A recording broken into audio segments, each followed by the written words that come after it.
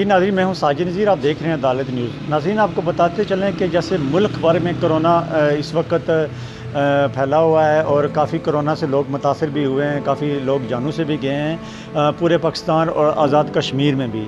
आज़ाद कश्मीर का आपको बताते चलें कि पूरे आज़ाद कश्मीर में लॉकडाउन जारी है और जहां पर इंतज़ामिया बाखूबी काम कर रही है। रोडों को बैरियर लगा के बंद कर दिया गया है। तमाम जो खाने पीने वाली अशिया की जो दुकानें थी वो खुली ही हैं और सब्ज़ी फ़रोश की जो दुकानें वो खुली ही हैं। और दूसरी तरफ आपको बताते चलें कि जो बाकी शोबे मीरपुर आज़ाद कश्मीर में कि जैसे बड़े बड़े होटल हो गए, मोबाइल मार्केटें होगी, नाई की दुकानें, दर्जी की दुकानें, गारमेंट्स की दुकानें, तमाम जो मीरपुर शहर की दुकानें हैं वो इस वक्त भी बंद हैं।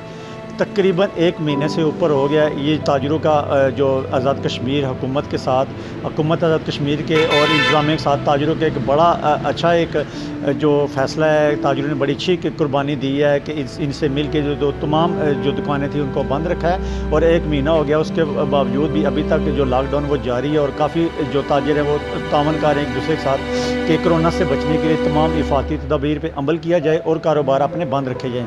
दूसरा आपको ये भी बताते चलें कि मीरपुर आज़ाद कश्मीर में तमाम जो मुहैयर हज़रात हैं वो मुस्तहिक़ लोगों की मदद भी कर रहे हैं और उनको खाने पीने की अशिया भी और चीज़ें भी पहुँचा रहे हैं। तो कारोबार के हवाले से आपको बताते चलें कि मीरपुर आज़ाद कश्मीर में एक जो ताजर हैं इनका एक बड़ा रोल है और तमाम जो कारोबारी मराकज़ हैं वो 1 महीने से ऊपर हो गया, वो अभी भी बंद हैं और मज़ीद अगर खुदा न खास्ता ये एक्सटेंड होता है तो फिर भी ताजर हुकूमत के साथ तावन करने के लिए भी तैयार हैं। जी।